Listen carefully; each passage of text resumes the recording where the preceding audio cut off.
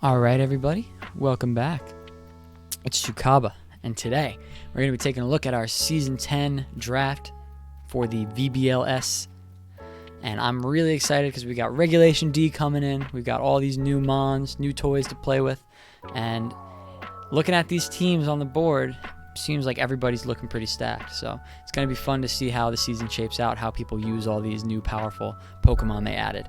So I kind of coined this season the season of love for Grandma's Togekisses because by absolute accident, I happened to draft 11 Pokemon that all have red or pink in their design somewhere.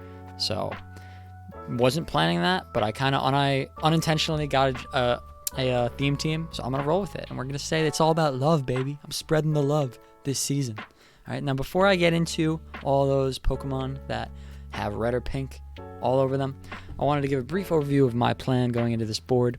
So I wanted to grab as many new Regulation D Pokemon as possible, whether it be the returning Mons from last gen or the brand new ones from Hisui region. Those ones I especially had my eyes on, a lot of targets on a lot of those Pokemon to grab, just because I think it's fun to use Mons that haven't existed in any format before. And a lot of these Mons are really powerful. The Pokemon Company has been making a lot of new Pokemon that have unique abilities or unique special moves. Like these new Mons they make are cool. Like they have some unique characteristic that makes them fun to use. So I wanted to get my hands on a few of them to try it out. I also wanted to avoid a top-heavy archetype. This is something that I've struggled with in my early draft career, is that most of the teams I've had so far have been really top-heavy, which is awesome, and I think it's a good strategy. I just wanted to kind of mix it up and get something a little wider. Not necessarily committing to getting all mid-tiers or anything like that, but I wanted to have at least 10 usable Pokemon and not be dipping 3 Mons deep into the bag like I have some seasons in the past. I also wanted a team that gives me a lot of combos. I was kind of inspired by a lot of the successful teams last season that had really strong combos of Mons that are not normally threatening, but when you put them together, they enable each other in some way. Think like Camo's Meowscarada Primate, which was the MVP of the season. So I wanted to expand my draft by getting some sort of combo that would enable me. So what I initially wanted going into this draft, I had the third pick. I wanted Urshifu Rapid, and I wanted to get like a nice hyper offense tailwind team going maybe with that Urshifu, but it wasn't in the cards. It got picked second, so I switched gears and went with Ursaluna, the bear behemoth Pokemon. This thing is absolutely busted. Now, they decided to give this Mon 130 HP with 105-80 defenses, so it's incredibly bulky, and they also gave it 140 attack, so that alone is really good. And then they decided, you know what, let's give this thing guts as well. Okay, yeah, guts, yeah, boost the attack, wow. But not only that, it's a normal type, so it gets stab facade with a guts boost, which is just absolutely insane. This thing can OHKO like a lot of the format, honestly, just with facade. And then on top of that, they also gave it ground stab. So the offense here is just overwhelming. If you can get this thing on the field with a guts boost, if you burn it or something, self-burn, flame orb, whatever, it's going to be absolutely devastating for other teams to deal with because it's hard to kill, and it's also just doing so much damage. If you get this thing to go first under Trick Room, for example, it can just sweep the game single-handedly. And it has great coverage, but you honestly don't even need it most of the time. Nothing is safe from ground and normal stab. This is something I noticed last season with Great Tusk, was that I counted a lot of Terra Flying, which kind of messed up my game because Tusk can't hit those Pokemon with close combats or, headlong rushes or whatever. This thing doesn't have that problem because you try to Terra to avoid one stab, you're weak to the other, unless you're like a levitating ghost type or something like that. But even then, he has coverage to deal with it, Shadow Claw, Crunch. So this thing, they just gave everything to. You could set up on it with Bulk Up, Swords Dance, Belly Drum. Just absolutely insane Pokemon, and I'm really excited to use this thing. And I really liked it too because, like I said, I wanted to have a lot of combos, a lot of usable Mons. This thing thrives under Trick Room, so I hopefully will get a strong Trick Room option later, was my plan. But also, it operates outside of Trick Room. You could throw this thing on a Tailwind team, on any other style of team, Screen team, and it can just exist and do damage thanks to its incredible bulk. So this is a really solid first pick, and I was happy to get it after I lost my first bear. Now, to follow it up, in round 2, I took another Hisui new Pokemon, Typhlosion-Hisui. Now this thing was on my radar very early on once the tier list came out. I'm like, why is this thing only 12 points? They gave Typhlosion, who was already a pretty decent Pokemon, with a lot of flaws obviously, but they gave it Ghost typing, and they gave it Frisk, and they boosted its special attack by 10 points. I don't know whose idea that was, but thank you, because now I get to use this really fun Pokemon. This is a really scary thing for opponents to deal with during prep, because you have to respect the threat of fast Typhlosion just rolling through your team with Eruption. I have a lot to work with here because they gave this thing Fake Out immunity and Frisk. So put a Choice Scarf on this thing for Eruption, and you can go first guaranteed, because they can't fake you out, and you can see if they're scarfed on the other team. So they gave an already amazing Choice Scarf user an advantage by having Frisk. I need to follow this pick with some support to give it speed control, but I just love the value, and I didn't want to let it slip. I know it was kind of early to take Typhlosion. Some people were surprised that it went so early, but I didn't want to risk not getting it just because of how bad I wanted to use it. I also think it's interesting, Infernal Parade is its unique move that it got as one of the Hisui starters. This can be interesting too, and my next pick will sort of enable that as well. But Infernal Parade it's a 60 base power special ghost move that has a 30% chance to burn opponents, and it also doubles its power if the Pokemon is already statused that it's hitting. So what matches up really well with that? It's a prankster that can apply status to your opponents. So Klefki was really good as a support for my third pick. I don't normally like repeating picks from mons I've used in the past and had a lot of success with. Klefki was like my MVP during my season 8 team that did really well. But yeah, it was just too good to pass up again at the place that I was in the draft. This thing is a great support for Typhlosion because it can Thunder Wave and it can Sunny Day, which allow Typhlosion to thrive, right? So you can boost its fire damage, throw a Scarf on it, and then just have it do immense damage. You could Thunder Wave and have it start hitting stuff with Infernal Parade for double damage, 120 base power. Ghost move with 120 special attack is crazy. But Klefki also supports Ursaluna really well. So this thing has priority screens, which is obviously really good on bulky Pokemon, and that was kind of my bread and butter during Season 8. But it can also set Trick Room for it. So it's a screen setter for Ursaluna, it sets Trick Room for it, and it can Magnet Rise if I want to Earthquake next to Klefki. I'm able to do that without it taking any damage. This was just a really versatile support that gave me a clear direction for the team going forward. I have a nice Trick Room mode, and now I can kind of buy into this screen mode that I have as well, now that I have such a great screen setter. So in my future picks, you'll see that I go with a lot of bulkier Pokemon. So I'm kind of returning to an archetype that's really comfortable for me with the bulky offense, the priority screen setter, but also something a little more dynamic, because now I have these supportive options for Ursaluna with Trick Room, or I could support the Typhlosion as well. Another thing to back up my Typhlosion pick was this Noivern. So Noivern was 12 points, also has Frisk, which is kind of meh considering I already have a Frisker, but you can never have enough, right? It's a really, really good ability. But Noivern was the fastest Tailwind setter left on the board. I got sniped on Kilowattrel, like a pick before I was about to pick it, so I went with Noivern instead, but really good Pokemon. It's 123 base speed, pretty good stats, like defenses are honestly decent, better than you'd expect, and 97 special attack is mediocre, but when you have 140 base power Draco Meteor, it's pretty good. It also gets Super Fang, can Terra Normal Boom Burst next to Typhlosion, which is a ghost type, which can be really good.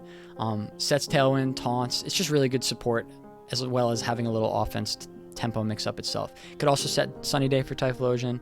It can Whirlwind if I'm trying to set Trick Room and I think they have an Imprisoner. I could send a Whirlwind out to get it.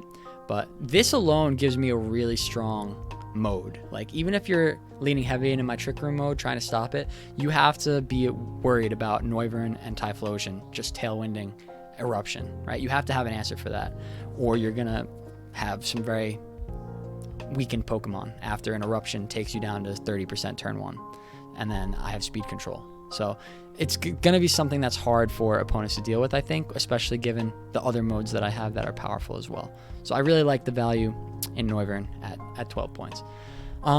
Round 5, so this was always going to be either Mesprit or Uxie.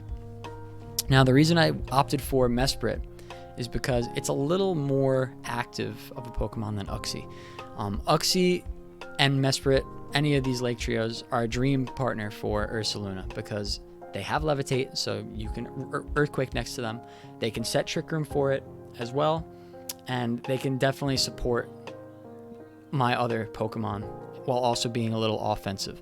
This thing has Mystical Power now, which allows scaling. And scaling is really good when you have bulk on your team. So this thing is pretty bulky already, but add in the fact that I have a Screen Setter, and I can start Mystical Powering behind screens, and you have to deal with that because as I continue to get Mystical Power boosts, my special attack's going up and up, and it's becoming more of an issue. But yeah, it's really solid. It gives me another Trick Room setter, which is going to be really important. I'm going to be opting to run Trick Room a lot this season since I have that Ursaluna. And this thing is just solid. It has Encore, Thunder Wave, gets a lot of coverage. Bolt Beam is really good coverage, can hit pretty much everything.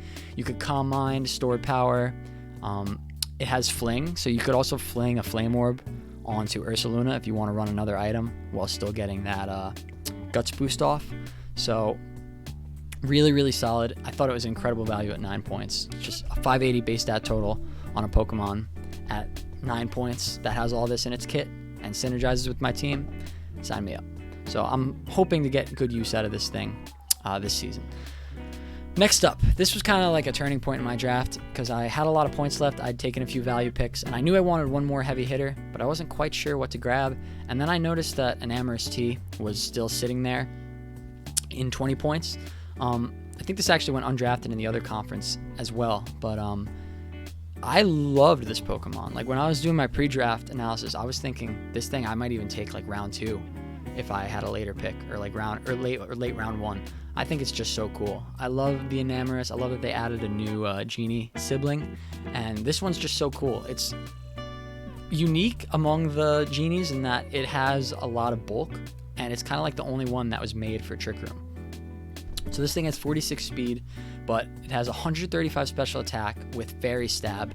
So it's pretty much as strong as Flutter Mane, you know, obviously without the ability to boost your energy. But same special attack stat, same Moonblast, strong fairy coverage. It also gets a unique mood in Springtide Storm. And this thing was one of the only mons that gets fairy and ground coverage, which is just absolutely busted. These two things hit everything. The Earth Power covers for the steals and poisons that you otherwise can't hit with Fairy, and that's pretty much all you need. I mean, you get Sludge Bomb, you get Mystical Fire, some decent other coverage as well, a usable attack stat if you wanted to go for a physical set, and this thing is probably one of the best Calm Minders that you could have in the format, because Cresselia is one that comes to mind, you know, can obviously set up a Calm Mind because it's so bulky, but this thing starts at 135 special attack, so all you need is like one Calm Mind boost, and then you're off to the races. And I have a good team that can allow this thing to set up. I have a Klefki that could support it with screens. I have, you know, a Noivern. This thing could even operate under Tailwind if you really wanted it to. But it also can sit next to Ursaluna in Trick Room. So these two give me probably one of the strongest Trick Room modes in the league, just having these two amazing Trick Room sweepers. But they're also versatile in the sense that they don't need to be under Trick Room in order to thrive. Like, I don't have to commit to bring Trick Room to get Enamorus-T to take KOs. It's just strong. Right? As long as I could position it correctly, maybe get a Calm Mind boost and Iron Defense. It also gets Tailwind. Like, it has pretty good utility. It's another Hisuian Mon that welcome to the team, and I get to have fun using it. Even, you know, if it's kind of weird to have two slow Mons as the primary damage dealers on your team, I think I can make it work just given how strong they really are and the support I have with Klefki and Mesprit so far. So really, really excited to use this. And you know, Overcoat's also nice for opposing Amoonguss or Brute Bonnet or something like that. Some sort of slow mon that wants to put me to sleep. Rage Powder setup. It just ignores all that. So Overcoat's pretty solid as well. Love it. I love this Pokemon. And it fits the theme. Come on, it's love. How can you not draft Enamorus if it's the season of love? Come on, it's love. All right, next up, we've got this guy, which was actually a free agent pickup, but really fits with my team. It's another Hisuian Mon, so I really am committing to grabbing as many of those as I can. But Decidueye-H is just so cool. It's grass fighting type, which is kind of meh because, You know, you are 4x weak to flying, which is not great. But this thing gets some really cool things at its disposal. First of all, the stats are very good. It can operate on Trick Room, but it also can just be a bulky setup sweeper. It loves to have screen support. It's 88, 80, 95 defenses with 112 attack stat, and it has immunity to Intimidate thanks to Scrappy. Now, Scrappy's interesting because, you know, while it doesn't have any like fake out or anything to take advantage of Scrappy, in Gen 9, Scrappy is very interesting because a lot of teams opt for Terra Ghost as a way to avoid fake out or a way to make their fighting type Pokemon immune to those attacks. So Scrappy kind of negates that. Like if I'm against like a Mousehold that wants to Terra Ghost, I don't care. I can click my triple arrows without having any worry about it in the world. Speaking of triple hours, wow, holy busted. You know, one of the big things about fighting types is that if you want to deal heavy damage physically with fighting types, you pretty much have to use close combat. But close combat lowers your defenses, which is not great when I'm trying to bulk out and outlast you. So this thing gets triple arrows, which is a 90 base power fighting move stab with no downside. It's 100% accurate, no chance of missing, and it also provides a couple of things. It gives you a increased crit chance. It gives you a 50% chance to drop the opponent's defense by 1, and it gives you a 30% chance to flinch. So this move is just absolutely crazy. Leaf Blade also is just really good, strong grass stab option for a physical attacker. Has a high crit rate as well, so you could even run a scope lens set with those two moves and be critting like half the time, which is really, really strong. It gets priority in Sucker Punch and Shadow Sneak, gets pivoting with U-turn. You could also run it specially if you wanted to. It's got a couple things at its disposal. It gets Tailwind. You could bulk up Swords Dance, Roost. You could even Nasty Plot. Like, this thing is really cool because it has so much at its disposal, and I think that it's going to be a major, major player for my team. I did a scrimmage or exhibition match, and it was I brought it to both of those 2 exhibition matches I've done so far, and I've already loved what it can do, and I'm really excited to get to play around with this Mon this season. So, loving the Hisui Mons. They're really cool. Speaking of my draft plans, I've got another pink Pokemon here, Bruxish. It's got that little pink-purple on its lips and on that fish. And this thing's really cool because it gives me Dazzling. So I knew I wanted a water type here. So Bruxish was one of the best value water types available. And Dazzling is really good for my team because I have a really strong Trick Room mode. And if I want to set up Trick Room, other teams have a lot of ways to deal with that. They can fake out my Trick Room setter. They can priority taunt it. That's kind of taken out of the equation with this Dazzling. Not to mention that Bruxish can actually set Trick Room itself. So this thing adds another layer to my team because it's a powerful water type. 105 attack, Wave Crash is pretty good. Gets priority in Aqua Jet. Psychic Fangs can help with opposing screen teams to break through that wall.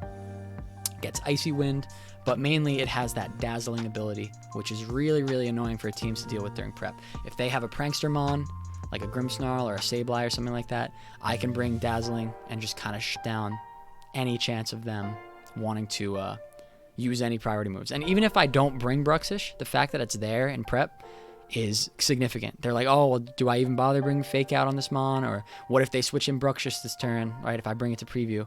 So it's really good for the mind games. And it also gives me another Mon that can go fast. So right now my team's pretty slow. So having 92 speed here gives me another option with the Noivern Tailwind mode to back up that Typhlosion Noivern and go with its own really powerful Wave Crash that would go first if I provide it with good speed control. So this thing was really cool, and I'm really excited to use Dazzling. I've seen it put in work in the last couple seasons, and it's kind of an underrated Mon, I think, at 6 points with that ability and with these stats. So I'm going to see if I can make it work. Now, one thing that can enable this Bruxish to be impactful is grabbing a great partner to go with it as well. So this was another free agent pickup I made. Coalossal fits really well with Bruxish. It's probably the best Aqua Jetter that can enable Coalossal because you're preventing Coalossal from getting faked out, right? So you can't Aqua Jet it yourself first and kill it. You can't kill it with priority first. Whatever happens, the Aqua Jet's going in first and Coalossal's getting its speed boost. There's no question about it. So that's really scary for opposing teams. Now, we didn't really see the Coalossal do that much work last season, but I believe in Season 8, it made playoffs, a Bruxish Coalossal combo. So it's proven that it can do very well, and there's a good reason for that. This Mon has crazy stats. it's kind of min-maxed in the same way that some of the other mons have been, right? It's very bulky. It has 110, 120, 90. It's probably one of the bulkiest mons, just on stats at least.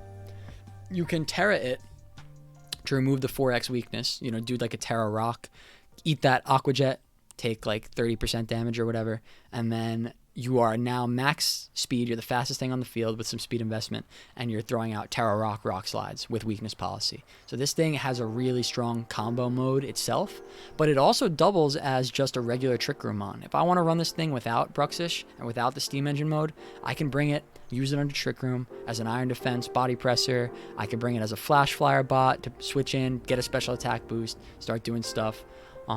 It just has, you know, really solid move pool and stats to go with all the modes I'm trying to run. So I like it that I can go fast with it, or I could also just keep that 30 speed. It's probably going first under Trick Room.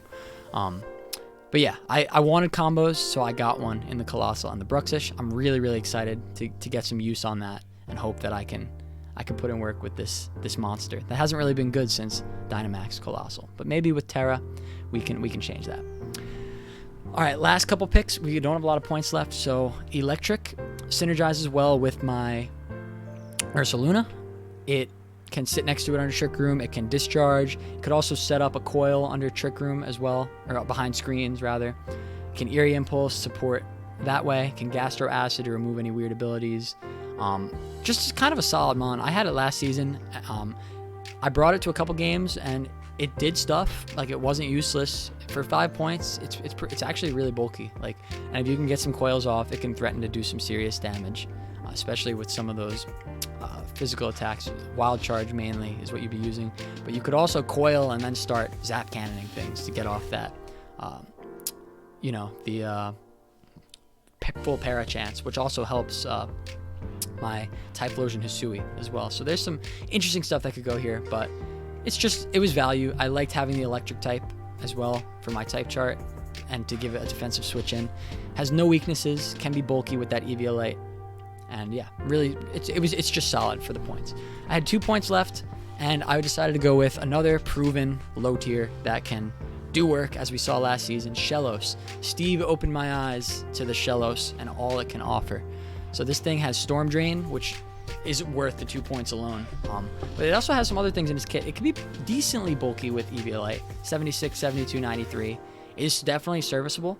But the fact that you have Storm Drain is really good in certain matchups, especially when you consider that to deal with Ursaluna, people will want to bring their opposing water types, right? So if I recognize that the only way they could stop Ursa is bring them their water type, I could bring Shellos in the back, switch it in, get it under Trick Room, start stockpiling, yawning. I can Acid Armor, Amnesia, boost those defenses, you know, Muddy Water to lower the accuracy and just become unkillable.